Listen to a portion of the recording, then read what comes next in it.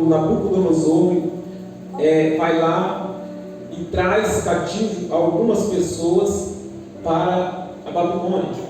E nesse período de tempo, Ezequiel se incluía uma dessas pessoas. Teve a sua esposa, Ezequiel perdeu a sua esposa durante esse conflito, e ele é levado cativo também para a Babilônia.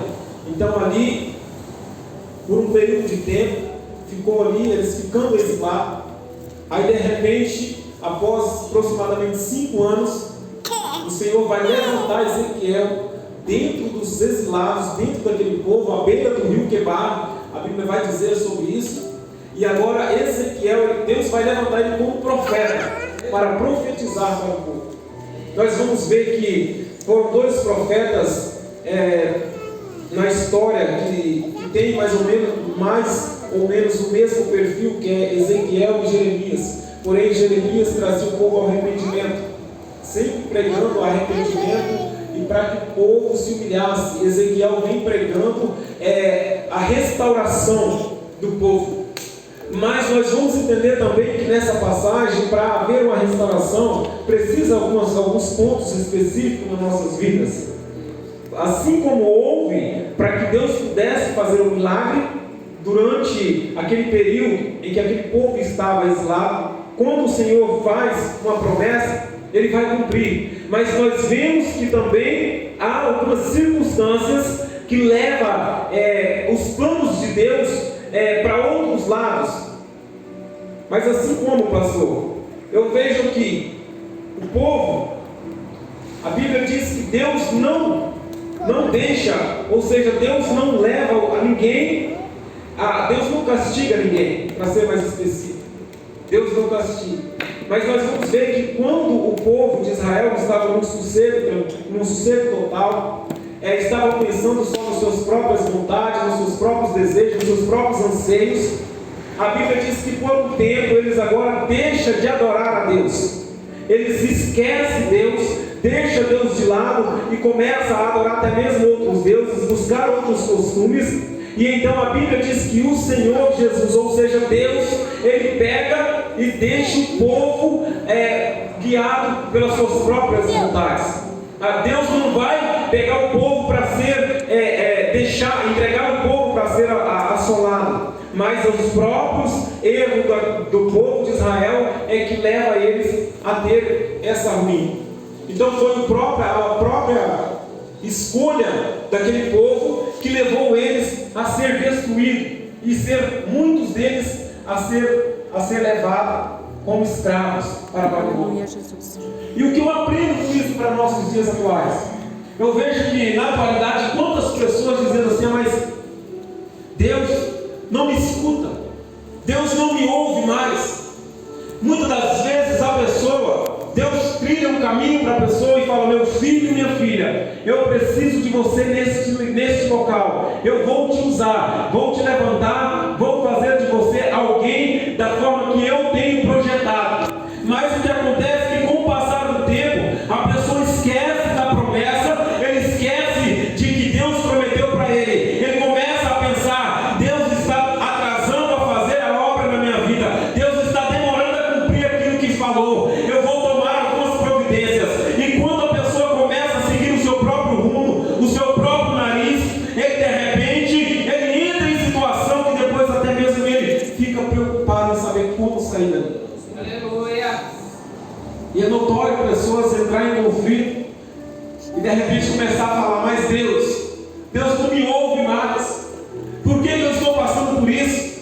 Por que essa prova desse tamanho? Por que isso não acaba na minha vida? Mas muitas das vezes nós não paramos para refletirmos se realmente estamos enquadrados naquilo que Deus chamou, se realmente estamos enquadrados dentro daquilo que Deus proporcionou, se nós temos trilhado da forma que Deus tem projetado, ou se nós temos tomado nossas próprias vontades. Deus não vai levar ninguém para ser tentado, mas as nossas escolhas nos levam a padecer. E a Bíblia diz que assim estava o povo de Israel, tomado pelas suas próprias vontades. Então agora Deus simplesmente simplesmente deixa que alguém chega e vem agora, toma tudo aquilo que era deles, saqueiam tudo e levam alguns cativos. Mas o Senhor tinha feito uma promessa. Isso que é lindo. Deus fez uma promessa para Abraão lá no início. Ele disse: Abraão, em ti serão benditas todas as nações. Você será pai de multidões. E agora, se acaba tudo ali, Deus não estaria cumprindo a promessa que Ele fez para Abraão. Se aquele povo fosse realmente, tivesse sido destruído, se tivesse acabado com Jerusalém, Judá, Israel, não existisse mais, não haveria condições da promessa de Deus ser cumprida. Deus não seria verídico na sua promessa, mas Deus jamais promete algo que Ele não cumpre. Deus jamais vai falar algo que Ele não faça ser cumprida. Deus não é como o homem, que Ele pode falhar, que Ele pode falar e falhar, mas Deus, quando Ele fala, Ele promete, Ele cumpre aquilo que Ele está prometendo. Deus direcionou uma palavra na vida de Abraão e disse: olha, de ti serão benditas todas as nações, eu farei de ti uma grande multidão. E assim como Ele falava aquele dia, mesmo o povo sendo açoitado, levado para entender que eles precisavam entrar no ritmo que Deus queria, mas Deus agora vai voltar a ter misericórdia do povo. E a Bíblia diz que agora, durante esse tempo, Deus vai levantar Ezequiel. Ezequiel profetizou aproximadamente 20 anos em Judá, Jerusalém. E em tudo que Ezequiel vinha profetizando, o livro de Ezequiel foi escrito principalmente para Deus dizer para o povo que Ele é Deus. Para Deus mostrar para o povo de Israel que Ele é Deus. Porque essa palavra "eu sou" vai aparecer mais de 60 vezes na Bíblia. Então é Deus provando, querendo dizer assim: eu sou o Deus desse povo, eu sou o Deus dessa nação. E Deus vem dizer para você nessa tarde que Ele é o Deus da sua vida. Ele é o Deus do controle de todas as coisas. Você, quem sabe, pode ter entrado no desespero, pensado: meu Deus, eu não aguento a vida que estou levando. Mas Deus nessa tarde manda dizer: Ele está no controle da situação, porque quando Ele prometeu na sua vida, Ele vai fazer cumprir. Passa o tempo de passar, mas Ele é Deus para cumprir na tua vida, porque existe uma promessa dada da parte dele. Aleluia.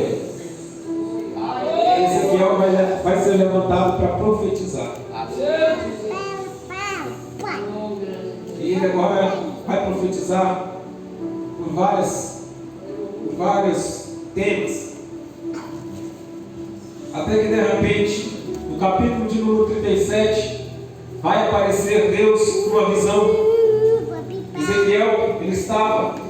Alguns historiadores chegam a dizer que Ezequiel, após um tempo, fundou até mesmo uma escola para ensinar as pessoas sobre as leis naquela época.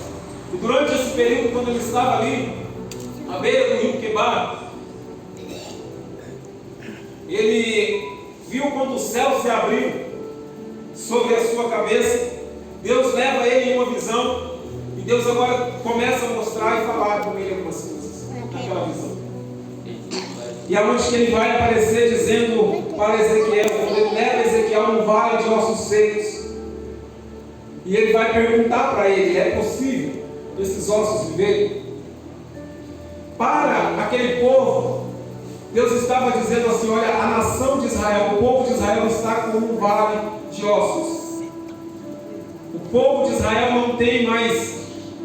não tem mais vida, é um exército totalmente perdido. É um exército padecido, é um exército morto, não tem mais vida. A história, Deus estava dizendo para Ezequiel naquele momento, a história do povo de Israel acabou. Não tem mais o que fazer perante os olhos humanos. Para o olho humano, a nação israelita tinha acabado naquele momento. Era impossível para o homem restaurar a nação de Israel. Deus entra na contramão. E ele vai aparecer para Ezequiel, porque ele tinha feito uma promessa. E ele vai perguntar: pode esses ossos voltar a ter vida? Ezequiel, muito sábio, ele vai dizer: olha, Senhor, só tu sabes. Só tu sabes. E então o Senhor vai dizer para ele assim: então profetiza. Então profetiza para esses ossos. E o que eu aprendo aqui é que quando o Senhor chama alguém, Ele dá a capacitação. Eu quero liberar uma palavra para você nessa tarde, para dizer para você que Deus tem te chamado para poder resgatar a vida lá aonde já ninguém mais dá nada por ele. Poder você ir atrás daquele que está na prostituição, aquele que está na beira do barzinho, aquele que alguém já não tem, ele já não tem mais sobrenome, ele já não tem mais história, já passou-se algumas pessoas, alguém já disse assim: olha, é só a morte para dar jeito. E quantas vezes a gente olha para uma pessoa que está num estado de rua, um drogado, e quando de repente a gente pensa: isso aí é só morte para dar jeito, porque ninguém mais vai conseguir trazer de volta. Mas o Senhor estava dizendo para Ezequiel: olha, Ezequiel, eu te levantei para profetizar sobre a nação de Israel. Não tem vida, mas como eu te chamei, você vai profetizar, e através do teu chamado, através da tua vida, eu vou restituir esse povo novamente. Eu quero dizer para você: aquela pessoa lá, ele só vai morrer se você não for capaz de ir lá profetizar na vida dele. Aquela mulher, ela só vai padecer se eu e você não tivermos a capacidade de alcançar ele. Aquele casal, aquela família, aquele filho que está nas drogas, ele só vai perecer se nós não baixarmos a nossa cabeça, se nós não levantarmos a nossa cabeça e olhar para o alvo e ir em busca dessas pessoas. Porque pode não ter vida. Para o mundo lá fora, não tem mais jeito. Ah, pastor, mas eu estou numa situação tão difícil. Eu já tenho orado pelo meu familiar, já tenho orado pelo meu parente, pelo primo. E quanto mais ora, parece que tudo mais está difícil. Mas o Senhor tem te levantado como Ezequiel. Sabe o que eu acho interessante? É que Deus pergunta para Ezequiel: pode esses ossos voltarem a viver? Pode? Porventura pode, Ezequiel? Ezequiel, com seus olhos carnais, ele podia dizer assim: jamais, é impossível. Mas ele disse assim: não, Senhor, tu sabes. Aí Deus vai dizer para ele: então profetiza. Então profetiza sobre esses ossos. A autoridade está sobre você. Ai, do que? O seu parente não vai morrer na perdição. O seu esposo, ele vai ser salvo sim. A autoridade está sobre a tua vida. A tua esposa, ela vai chegar sim. O teu filho, ele não vai perecer não, porque a autoridade está sobre a tua vida. Deus já determinou sobre você. Ele já tem deixado para você dizer assim: olha, Senhor, isso, o meu parente, o meu filho, a minha esposa, o meu esposo pertence a ti, Deus. E eu sei que no momento certo o Senhor vai levantar, no momento certo o Senhor vai dar vida, no momento certo o Senhor vai trazer para a tua presença novamente, porque eu não aceito. O Senhor tem me levantado para ser um profeta dentro do meu lar. Deus não te levantou para viver de cabeça baixa.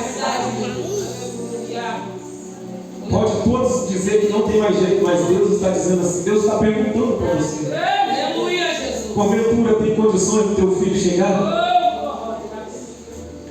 Porventura tem condições do teu esposo chegar? Porventura tem condições? É Deus perguntando para nós. Tem. Tem, porque ele disse assim: Ezequiel, profetiza. E a Bíblia diz que quando Ezequiel começa a profetizar, ele diz que começa a ouvir um grande barulho, um grande ruído de ossos trombando com ossos. Eu começo a imaginar, missionária Dalva, como que foi aquela visão. Um vale de ossos. E a Bíblia diz que estava cheio, numerosos, como que nós vemos aqui. Não tinha como andar pelo meio do vale, porque era cheio de ossos. É Deus dizendo assim: olha, é numerosos o povo de Israel. Vocês podem ver um pouquinho hoje aqui isolado, mas são muitos e muitos que você não consegue contar.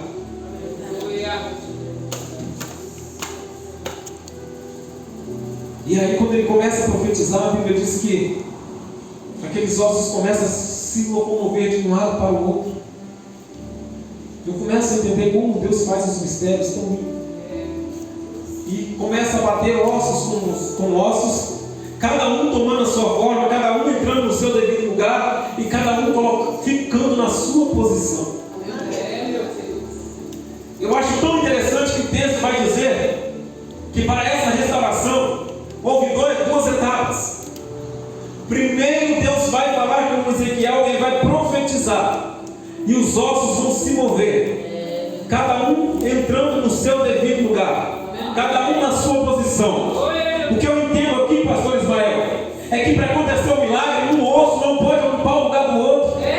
O que eu entendo aqui é que para acontecer a obra por completo, o osso do fêmur não pode vir para a cana do braço.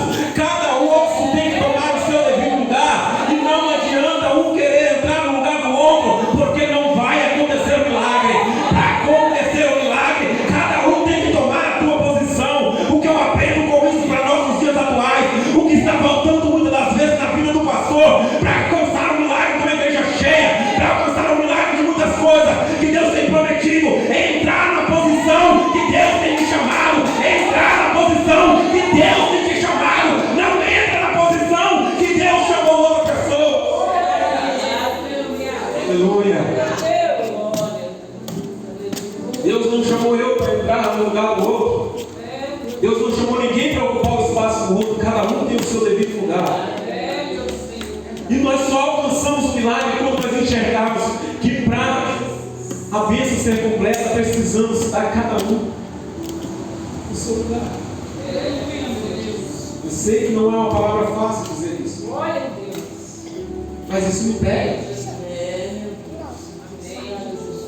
A gente temos dificuldades, inúmeras dificuldades. Há momentos que a gente não olha e fala: meu Deus, até quando? Dá vontade de parar com tudo, aí você fala assim: mas não fui eu que decidi tomar essa posição. Porque há uma diferença entre o escolhido e o candidato. O candidato é aquele que está caçando a brecha, e quando ele acha, se candidato entra. Mas quem é chamado é diferente. Quem é chamado, ele está dizendo: eu não vou, eu não quero. Aí Deus está falando assim: mas ninguém não, eu te chamei, é você. Eu sei que talvez você pode dizer assim: eu não quero isso para a minha vida. Mas você não é candidato, você é chamado. E quem é chamado não tem direito de escolha. E o lindo é que quem é chamado, as coisas fluem. E o candidato, quem se candidata, ele pode ser retirado a qualquer momento, porque não tem ligação com o Pai. Sei que não é fácil, mas Ezequiel, ele profetiza, os ossos começam a se juntar. De repente, nos ossos vai surgir os tendões, os nervos, e de repente vai formar-se a carne e vem a pele.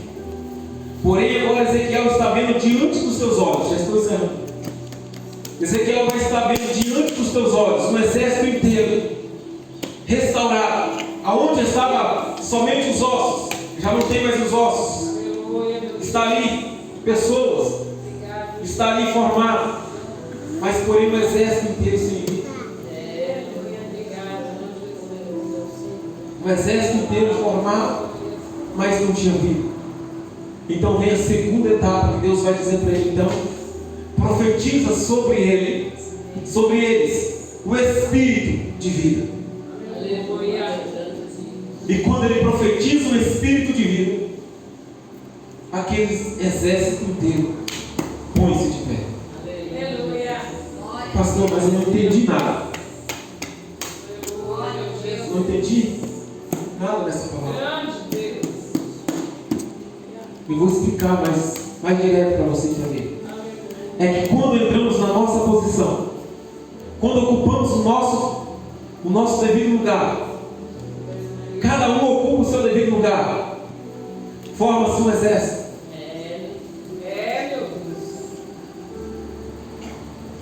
E esse exército, pastor, ele só vai conseguir batalhar a partir do momento que tiver o Espírito de Deus sobre a vida deles. Aleluia, meu Deus. O que eu entendo aqui, o que eu quero dizer para você, é que não adianta querer buscar a presença, querer buscar o Espírito de Deus sem antes se consertar. Não adianta querer ter a introdução do Espírito na vida sem antes entrar na posição. Primeiro venho colocar na posição. Ezequiel profetiza para que os ossos entrem na posição, que os tendões e os nervos se juntem, para que se junte a carne, para que depois forme a pele, para depois de tudo isso chegar ao Espírito de Deus e dar vida para todo aquele exército. Nessa tarde eu quero dizer para nós só vamos ser um exército forte em Cristo quando tomarmos as nossas posições, quando não desanimarmos daquilo que Deus tem nos chamado, quando não olharmos para trás e sim para Jesus Cristo, que é o nosso alvo, nós teremos vida. Aí quando nós batermos o nosso joelho no chão, Deus vai olhar no céu e responder de imediatamente, porque assim Ele ouve aqueles que estão em retidão e na posição. Aleluia, meu Deus. Tinha um exército inteiro restaurado, mas não tinha vida, não tinha. Faltava o Espírito. E é preciso profetizar o Espírito para que haja vida. Aleluia, Jesus Cristo. E quando Ezequiel profetiza, ele vê que volta a viver. Aí Deus vai dizer para ele assim: olha, assim está a nação de Israel, mortas, não tem vida, mas eu tenho uma promessa. Eu vou restaurar esse povo. E assim Deus fez. Trouxe novamente o povo de Israel a ser chamado uma nação eleita. Alguém que não tinha mais história, tinha acabado ali, volta agora a ter uma história novamente. Eu quero deixar essa palavra para você. Talvez alguém tenha direcionado palavras na sua vida dizendo que você não vai a lugar nenhum, que tudo acabou, você não vai alcançar os seus propósitos, os seus projetos. Mas eu venho na contramão dessa palavra para dizer que existe um Deus que fez uma promessa na tua vida, e Ele só está esperando você se colocar na posição correta. Porque às vezes você já tem se alistado no exército, mas ainda faltam algumas coisinhas. Falta ser soprado o Espírito sobre a tua vida para que você possa ter a vida diferente com Deus. O que falta muitas das vezes em nós é isso. Mas nessa tarde o Senhor vai deixando essa palavra para nós buscarmos mais a presença dEle. Eu sei que os dias estão tão difíceis. Nós estávamos ontem numa live, os pastores, e nós conversávamos sobre isso. Nossas igrejas é daqui com o retrato de todas as outras. A gente muitas das vezes se pega se culpando. Por que está assim? Será que o problema é comigo? Mas não. Está todos do mesmo jeito. Não tem diferença. Muda o endereço, mas a formalidade está do mesmo jeito. Irmãos, isso é sinal de que está chegando os dias final mesmo da era aqui na terra. O arrebatamento está muito próximo, porque o amor tem se esfriado de uma forma tão grande. Eu sempre falo isso, e quando a gente conversa, a gente reúne, a gente vai falar nós pastores, nós sempre comentamos sobre isso. Para hoje ter uma igreja cheia, você precisa entrar nas redes sociais e começar a fazer como muitos profetas fazem. Pesquisa tudinho os dados da pessoa e chega num culto como esse e começa a revelar as pessoas. E é isso que as pessoas querem. As pessoas não buscam mais uma palavra de arrependimento. Se a gente traz uma palavra de arrependimento, é difícil de ser engolido. Mas a igreja nota quando é salão, onde você pode tudo, lá você vai, fica à vontade, faz do jeito que quer, dança como quer, e a presença do Espírito não é invocada. O Espírito Santo de Deus está de longe. E aí as pessoas ficam lá buscando por revelação, porque irmão, se tem algo que mais tem atingido as pessoas, é a área sentimental. E é muito fácil eu chegar num culto como esse, ou um culto que esteja cheio de pessoas, pastor, olhar a pessoa de cabisbaixo, eu já direcionar a palavra para ele. O dia está difícil. É assim. Não é que eu não acredito em profecias, mas virou um negócio tão banal no meio da igreja que está difícil. E por incrível que pareça, as pessoas, por não ter conhecimento, estão deixando se corromper. É por isso que estamos tendo dificuldade. Mas eu sempre tenho dito, nós ainda somos aquele povo que ainda prega a verdade de Cristo.